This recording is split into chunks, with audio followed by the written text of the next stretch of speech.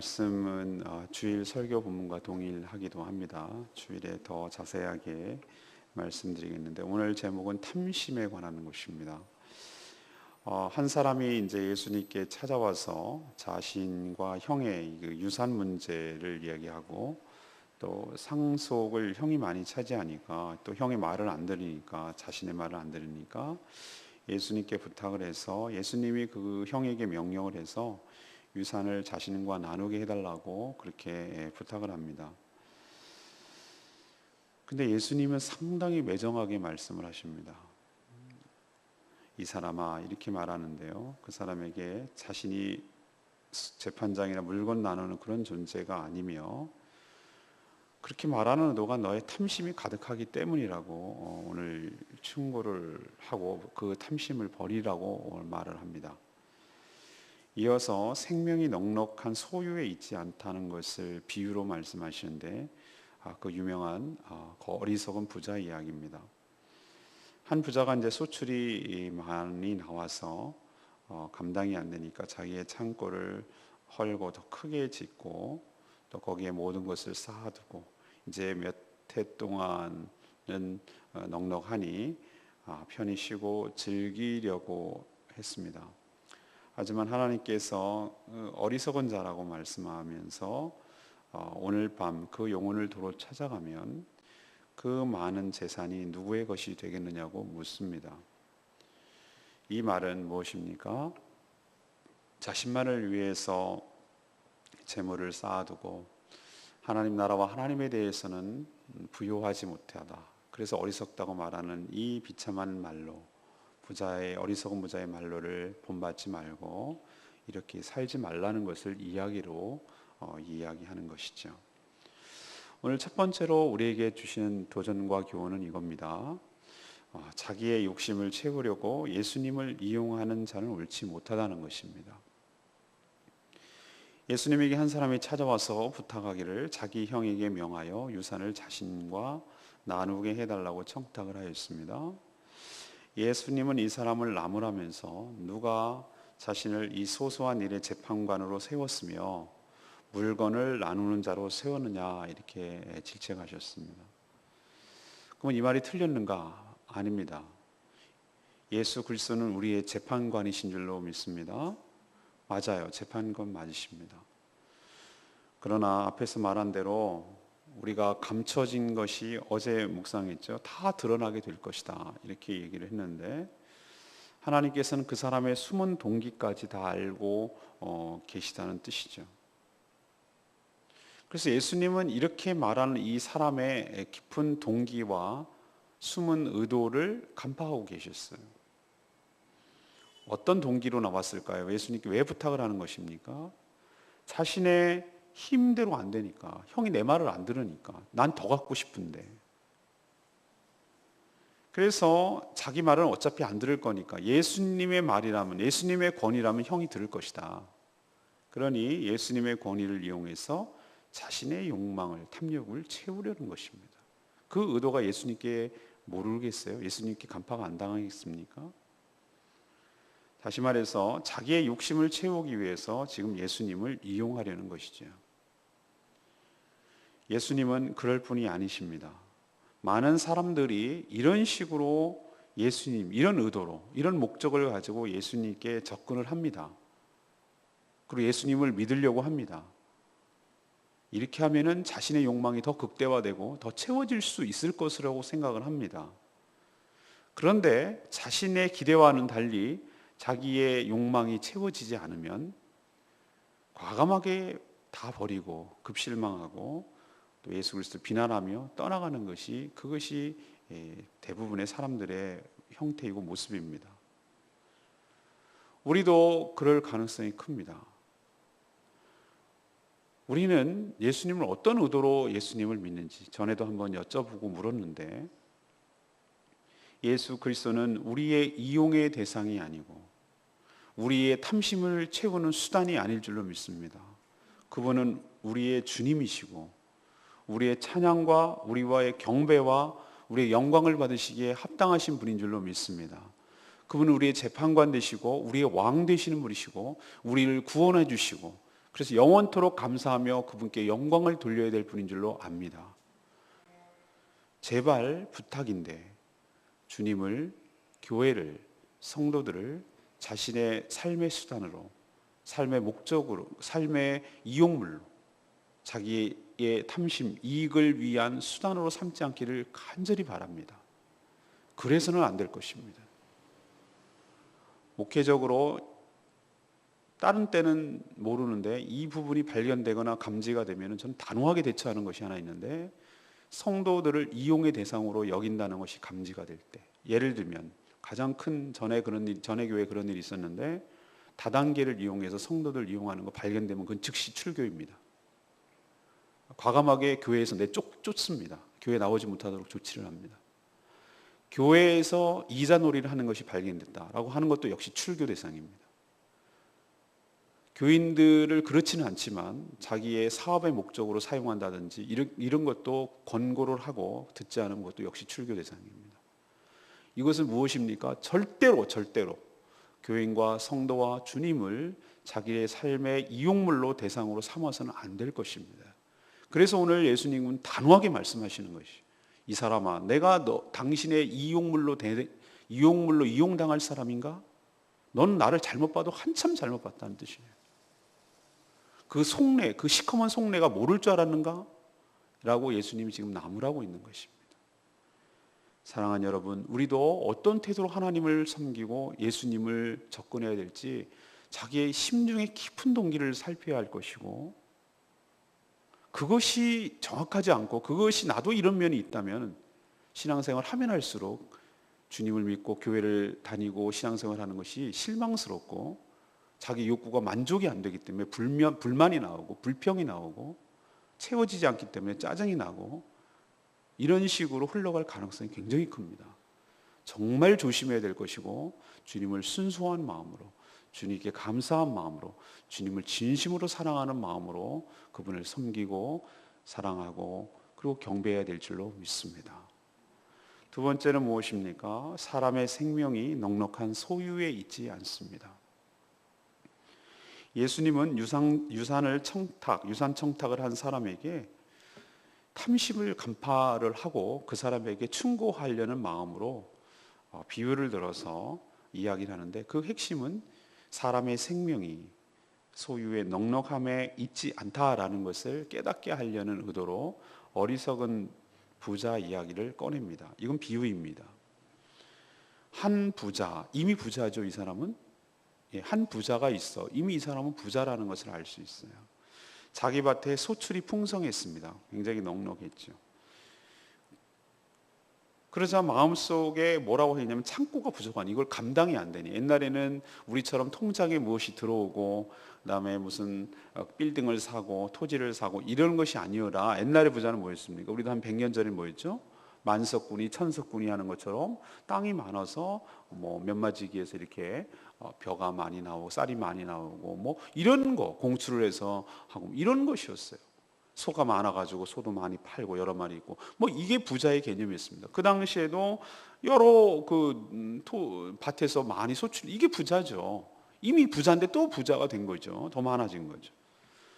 근데 이 말의 의도를 가만 보면 예수님께서 아주 정확하게 꿰뚫고 계신데, 모든 곡식과 물건을 거기에 쌓아둘 생각을 하는 거예요. 창고를 넓혀서. 그리고 자기 영혼에게 명령합니다. 말하기를, 여러 해 이제 쓸 물건이 확보되었으니 이제는 뭐 하자는 거죠?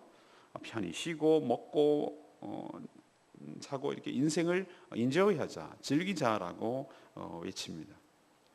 하지만 주님은 뭐라고 얘기합니까? 찬물을 끼얹는 얘기를 하는데, 하나님께서 이 어리석은 자야, 네 영혼을 오늘 밤 도로 찾을 때 그렇게 창고 크게 짓고 거기다 모두 쌓아두고 즐기자고 하는 너는 도대체 어떻게 될 것이며, 네가 그렇게 모든 것을, 삶의 기반을 거기에 두고 살아온 너의 재산은 도대체 누구의 것이 되겠느냐라고 지금 묻고 있는 것입니다. 탐심의 끝이 이런 것이라는 것을 가르쳐 주려는 것이죠. 주일날 이 부분에 대해서 더 자세하게 이야기하겠습니다. 부자의 탐욕은 끝이 없어요. 창고를 계속 더 지어시죠. 내년에 소출이 더 많으면 만족하겠습니까? 만족 안 합니다. 더 짓고 또 짓고 또 짓고 돈에 매몰돼서 죽는 것이죠. 여러분 힘들고 가난할 때 여러분 기억하세요? 누가 따박따박 월급 100만 원만 갖다 줬으면 좋겠다. 소원이었겠다. 그래서 이제 남편이 100만 원 벌어다 줘요. 그럼 만족합니까? 절대 만족하지 않습니다. 사람이 풀떼기만 먹고 살아? 고기도 먹고 살아야지. 뭐 이래가면서 또 좁니다. 그래서 쭉 또 열심히 일하면 150 벌어주면은 만족합니까? 절대 만족합니다. 사람은 연봉이 3억이 되고 5억이 되고 10억이 돼도 만족 안 합니다. 이게 탐심의 본질적인 내용이에요. 사람 만족 안 합니다, 여러분. 여러분 만족할 것 같아요? 절대로 만족하지 않습니다. 하나님께서는, 예수님께서는 인간의 본질을 아주 딱 뚫고 계세요. 인간이 어떤 존재인지를 아주 정확하게 꿰뚫고 계신다는 이 말씀이에요. 자족하지 않습니다. 그리고 끝없이 확장할 겁니다. 빌딩 하나 사면은 만족할 것 같아요? 안 합니다. 조그마한 중소기업 되면요, 대기업 만들고 싶은 게 인간의 욕심이에요. 대기업 만들면은 세계적 기업 만들고 싶은 게 인간의 욕심. 끝이 없어요. 하나님께 대한 감사가 없어요. 풍성한 소출에 대해서 하나님이 주셨다는 인식이 없어요. 햇볕을 주시고 비를 주시고 그런 거 없어요. 이것을 나만을 위해서 사용합니다. 분배, 자비, 나눔도 없어요. 그리고 물질이 자기의 영혼을 즐겁게 할 것이라고 착각을 하고 있어요. 물질을 주시고 그 영혼을 주관하는 분, 그분이 하나님이라는 인식도 전혀 없습니다. 사랑하는 여러분, 생명이 물질의 넉넉함에 있지 않음을 명심하시길 바랍니다. 생명의 본질은 하나님께 달려있는 줄로 믿습니다. 하나님이 은혜를 주시고 하나님이 사랑을 주시고 하나님이 공급하여 주실 때 그것으로 충분히 우리는 만족하며 위로를 얻고 살 수 있는 줄로 믿습니다. 우리 어린아이 때를 한번 생각해 보세요. 젖먹이 어린아이 때. 그 아이가 반지에 여기에 손가락에 돌반지 껴야 만족합니까? 좋은 옷 입어야 만족합니까? 맛난 거 먹어야, 보양식 먹어야, 오늘 이제 내일 초복인데 맛난 보신탕이나 먹고 삼계탕 먹어야 아이가 만족합니까? 아니에요. 엄마의 품에 있으면 충분히 만족합니다. 엄마의 젖을 먹으면 충분히 만족합니다. 기저귀 팬티 하나 차고 있어도, 빨가벗고 있어도 하나도 부끄러운 걸 모르고 하나도 아쉬운 게 없습니다. 손가락에 반지 안 껴도 괜찮습니다. 머리 헤어 디자이너가 이 넣고 이렇게 모양이 잘 나오고 이건 무슨 파마, 이거 핑 무슨 파마, 하나도 그런 거 관심 없습니다. 제 말 뜻 아시겠죠? 우리가 어떻게 해야 만족합니까? 하나님의 사랑 가운데 있을 때, 하나님의 그 충분한 은혜 가운데 있을 때 그걸로 충분히 만족하는 것이, 우리는 그것으로 만족하는 존재지 물질이 충분하다고 해서 우리가 만족하는 존재는 아니라는 점 여러분 꼭 기억하시길 바랍니다. 세 번째, 하나님을 모를 때 어리석은 인생이 된다는 것입니다. 예수님은 이 비유에서 나오는 부자를 뭐라고 지금 비유하고 있습니까? 한마디로 20절에 뭐라고 그랬어요? 하나님은 이르시되 어떤 자요? 어리석은 자요라고 말해요. 어리석은 자요. 왜 어리석다고 생각하죠? 왜 어리석다고 규정합니까? 자기 생명이 누구 손에 달렸다? 자기 손에 달렸다. 자기의 미래가 누구 손에 달렸다? 자기 손에 달렸다고 생각하는 것이. 인간은 어리석게도 자기 인생의 행복이 소유가 많으면 자동적으로 보장될 것이라고 생각을 합니다. 그래서 악착같이 모으려고 하죠, 사람들이. 근데 자기 소유를 자기 자신만을 위해서 사용하면 그냥 또 그것도 그뿐이라고 생각합니다. 내 돈 갖고 내가 쓰는데 뭐라고 시비를 걸 거야, 이런 식으로 생각하는 경향이 강하죠. 그리고 이 부자가 어리석다고 말하는 것은 결정적으로 자신의 미래가 자신의 손에 달렸다라고 생각하는 것이에요. 저와 함께 생명의 삶을 공부할 때 첫 시간에 배우는 것이 그거죠.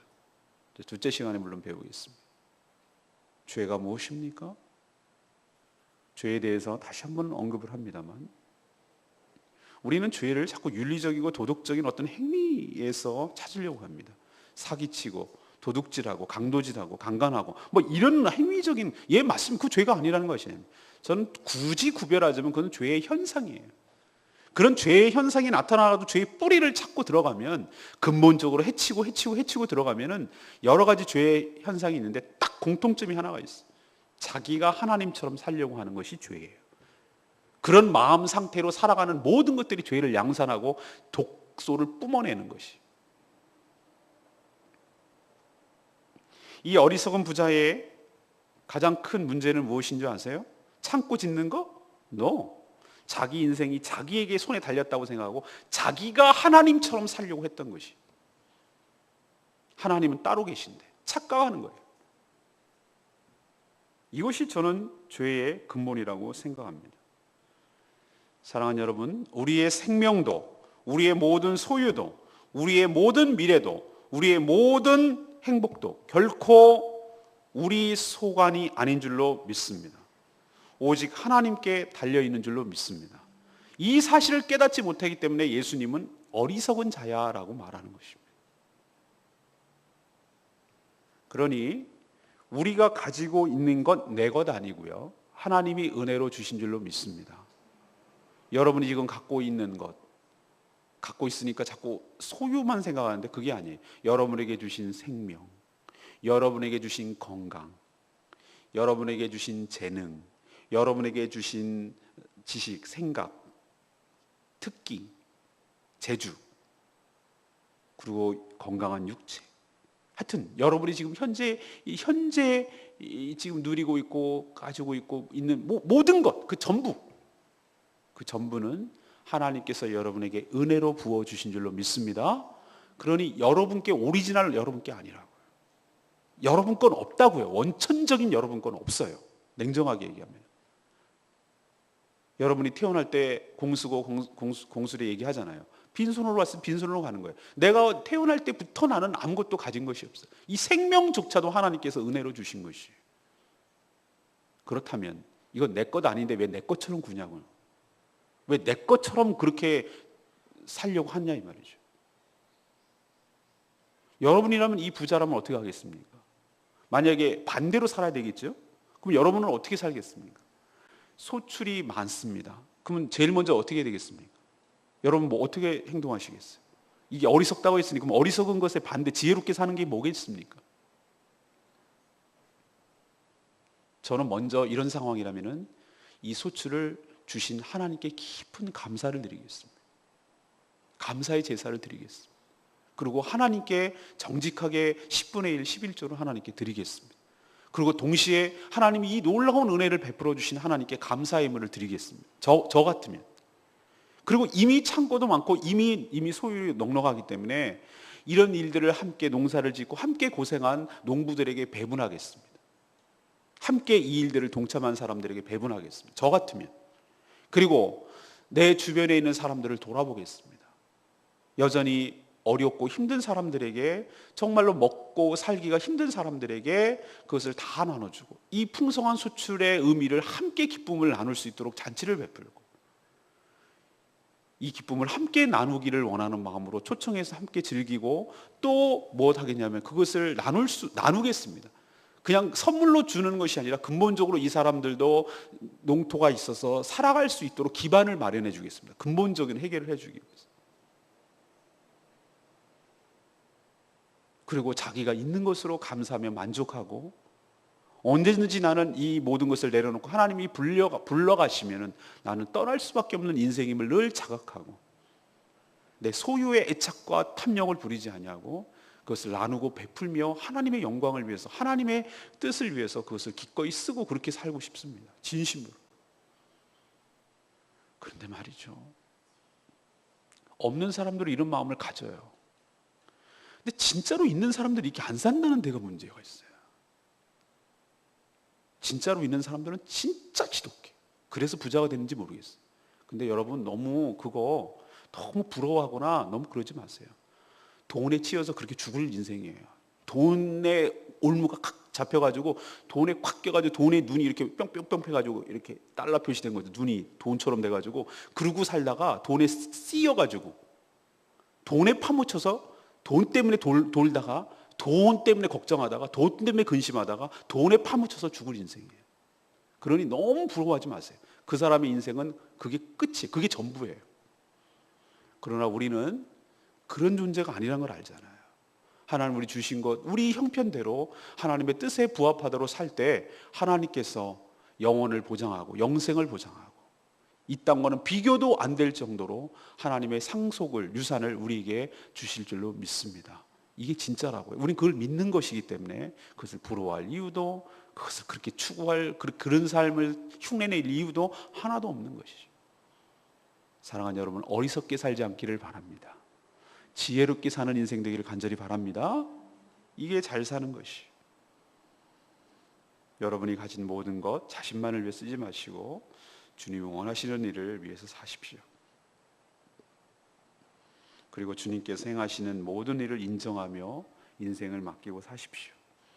하나님께서 이렇게 이해할 수 있어요. 여러분들에게 하나님께서 여러분을 축복하셔서 주시면 하나님 감사합니다. 그리고 또 기쁜 마음으로 그것을 사용하면 되는 것이고, 근데 너는 여기까지 그러면 하나님 이것도 감사합니다 라고 생각하고 그것을 받고 또 감사함으로 살면 되는 것이에요. 그리고 여러분이 없는 가운데 막 뭐 하라고 그러지 않습니다. 여러분이 주일날 설명하기 때 flowing이라는 개념이 있어요. 그것이 여러분에게 있으면 그것을 어떻게 하라는 겁니까? 내가 넘치거나 남거나 그러면 여러분 것 아니에요. 그것을 어떻게 하라고요? 흘려보내라고. 흘려보내라고. 주변에 필요로 하는 자에게 흘려보내라고. 나는 유통업자야, 유통업자. 하나님의 축복을 받았으니 나는 흘려보내는 자예요. 전 그렇게 살기를 간절히 소망합니다. 제가 어떤 이런저런 일로 이제 수입이 생겼어요.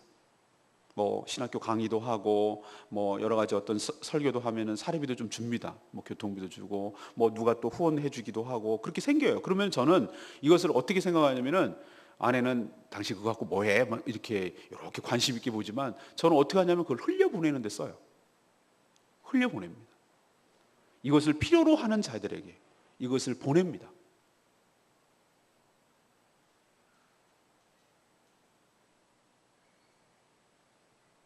그러면 나는 가난해지고 점점 없어질 것 같은데 천만의 말씀.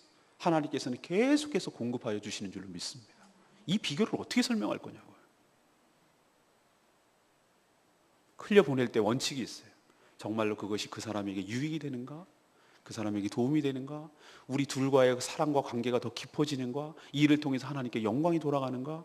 그렇다면 저는 아까워하지 않고 그것을 흘려보냅니다. 제 수준에서. 사랑하는 여러분, 여러분도 그렇게 살 때 이것은 해본 사람만이 기쁨을 알아요. 이걸 안 해보면 이게 뭔지를 몰라요. 훨씬 받을 때보다도 나눠주고 베풀고 흘려보낼 때가 훨씬 더 기쁨이 커요. 정말 마음이 뿌듯하고 인생을 잘 사는 것 같아요. 사랑하는 여러분, 이게 행복한 겁니다. 이게 잘 사는 거고요. 이게 부자입니다. 여러분도 그렇게 살게 되기를 간절히 소망합니다. 레마의 말씀 21절 말씀, 자기를 위하여 재물을 쌓아두고 하나님께 대하여 부요하지 못한 자가 이와 같으니라. 사람은 참으로 어리석어요. 내 마음대로 태어나지 못했죠? 여러분 자기 마음대로 태어난 사람이 세상에 어디 있어요? 나는 제일 큰 장녀로 태어나고 싶은데 난 막내로 태어났어. 그걸 내가 어떻게 선택을 해? 난 이 집안이면 내가 선택 안 했어. 우리 아버지 너무 가난했어. 지지도 가난한 개척교회 목사. 태어나고 보니 난 거기야. 지금 감사합니다. 그 때문에 신앙생활을 할 수 있는 계기가 됐기 때문에 너무 감사하고 목회자가 될 수 있어서 너무 감사해요. 말은 제가 그렇게 하지만 우리 어머니 들으면 이거 서운하실라. 우리 어머니 설교를 듣거든요. 그런데 제가 말하려는 건 이거예요. 자, 조금만 생각해 보면 알아요. 우리 인생을. 내가 태어날 때 내 마음대로 태어나지 않았어요. 내 주권이 개입되지 않아요. 내 의지가 하나도 개입되지 않아요. 그리고 내가 죽을 때도 내 의지가 내 뜻이 하나도 개입되지 않아요. 처음과 끝이 내 의지대로 안 된다면 내 인생 중간 토막도 내 것이 아니라는 거예요. 내 뜻대로 되는 게 아니라는 거예요. 그렇다면 빨리 깨달아야죠. 이거는 내가 아니라, 내 인생이 내 것이 아니라 하나님의 것인 줄로 믿습니다. 그걸 얼른 깨달아야 될 텐데 이 어리석은 인생이 지 맘대로 태어나지도 않고 지 맘대로 죽지도 못하는데 사는 건 지 맘대로 살려고 그런단 말이에요. 이래서 어리석다고 말하는 거예요. 정말 지혜롭다면 자신을 위해서 인생을 소모하지 말고 나의 생명의 주권자 되시고 내가 어떻게 살았는지에 대한 심판자 되시는 하나님을 의식하면서 하나님께 대하여 부자로 살아가기를 소망합니다. 이게 진짜 제대로 사는 것이, 우리에게 인생을 주시고 생명을 주시고 재물을 주시고 시간을 주신 그 목적과 의도가 무엇인지를 잘 간파하고 그렇게 사는 인생이 복된 인생, 지혜로운 인생인 줄로 믿습니다. 하늘에다 쌓아두시는, 보물을 쌓아두시는 지혜로운 사람 되기를 간절히 소망합니다. 오늘 설교는 주일날 설교랑 겹쳐요. 그래서 또 주일날 또 자세하게 제가 플로잉의 개념도 설명하고 이렇게 말씀을 드리려고 합니다. 자, 정리할까요? 자기 욕심을 채우려고 예수님을 어떻게 하지 마라? 이용하지 마라. 교회와 성도와 예수님은, 하나님은 여러분의 이용의 대상이 아닙니다. 그분은 우리의 목적이시며 존재 그 자체가 존귀한 분입니다. 두 번째는 사람의 생명이 소유의 넉넉한 소유에 있지 않음을 명심하십시오. 많다고 행복한 거 아닙니다. 하나님의 사랑이 충만할 때 행복한 줄로 믿습니다. 세 번째는 무엇입니까? 하나님을 모를 때 우리 인생도 어리석게 될 수가 있습니다. 하나님의 의도를 알고 하나님의 목적을 알 때 우리 인생도 지혜롭게 살아가게 될 줄로 믿습니다. 어리석음에 벗어나서 지혜로운 인생으로 살아가게 되기를 간절히 소망합니다. 오늘 말씀 붙들고 기도하기 전에 찬양집 5장 부르고 기도하겠습니다.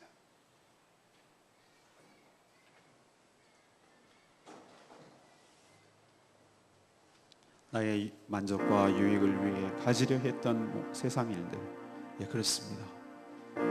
이제는 모두 다 해로 여기고 주님을 위해서 다 버리네.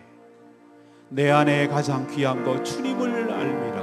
모든 것 되시고 의와 기쁨 되시는 주님을 사랑합니다. 이런 고백이 저와 여러분의 진심의 고백이 되기를 소망합니다. 나의 만족과 유익을 위해 가지려 했던 세상인들 이제 모두 다 해로 여기고 주님을 위해 다 버리네. 내 안에 가장 귀한 것 주님을 알미라. 모든 것 되시며 의와 기쁨 되신 주 사랑합니다. 부활의 능력 체험하면서 주의 고난에 동참하여 주의 죽으심 본을 받아서 주의 생명에 참여하네.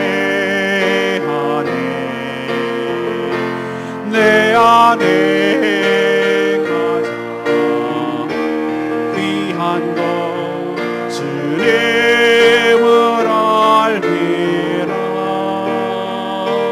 모든 것 되시며 의와 기쁨 되신 주 사랑합니다. 나의 주.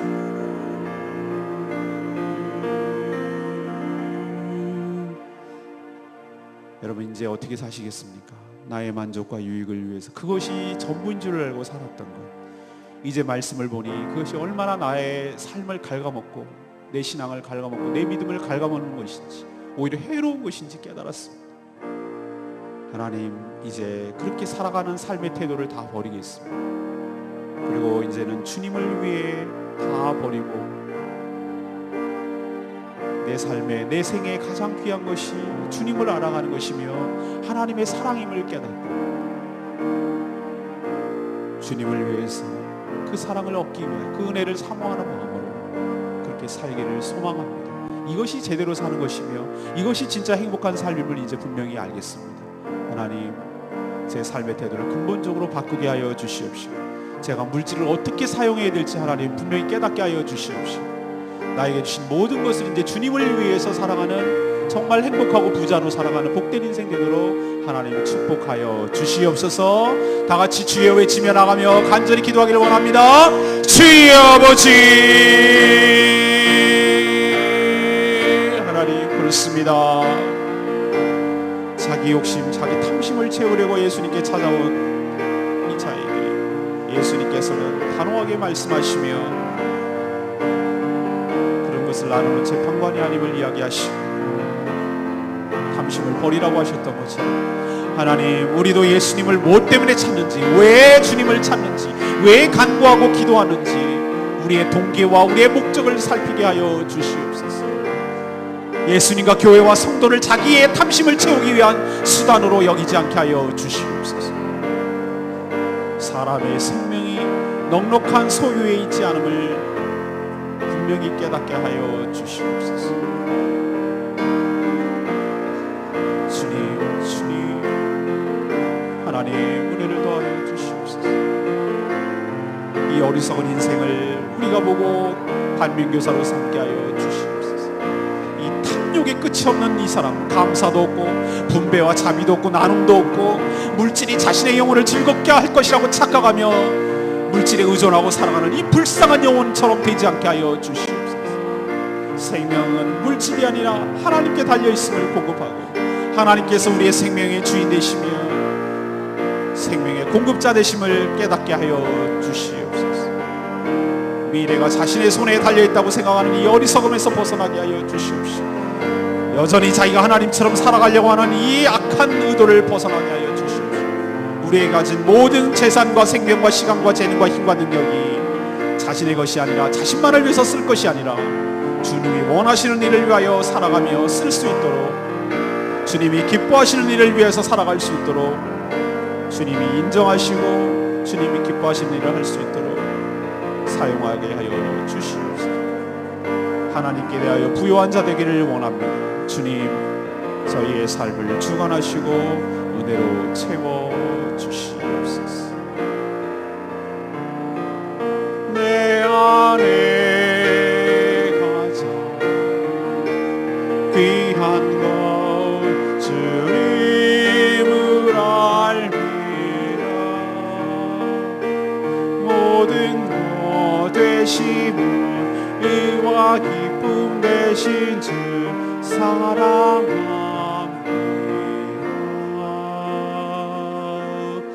나의 주.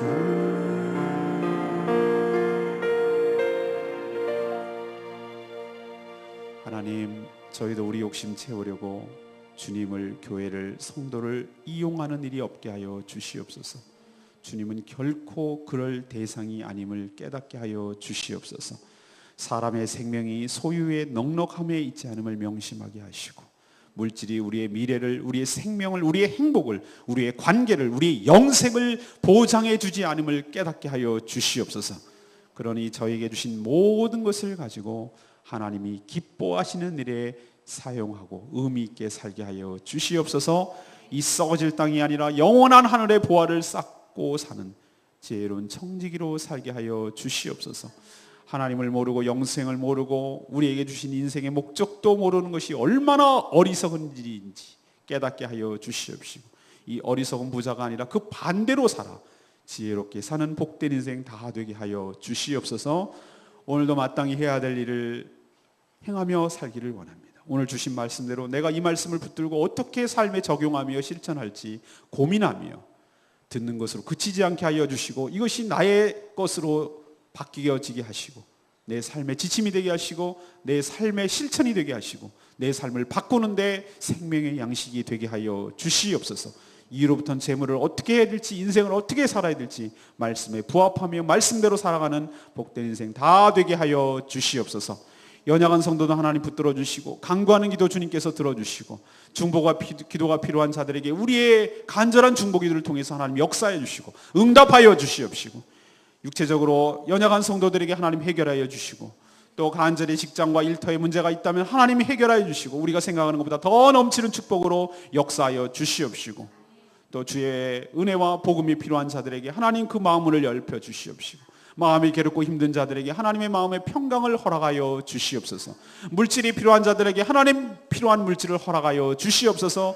아버지 하나님께서 우리의 아버지가 되심을 기억하고 간구하고 기도할 때 하나님 필요를 채워주시는 그 하나님을 경험하게 하여 주시옵소서. 자녀 때문에 미래 장래 때문에 두려워하는 자들에게 주님께 맡기게 하여 주시옵시고 주님을 의지함으로 하나님 응답 얻고 마음의 평강을 얻도록 주님께서 축복하여 주시옵소서.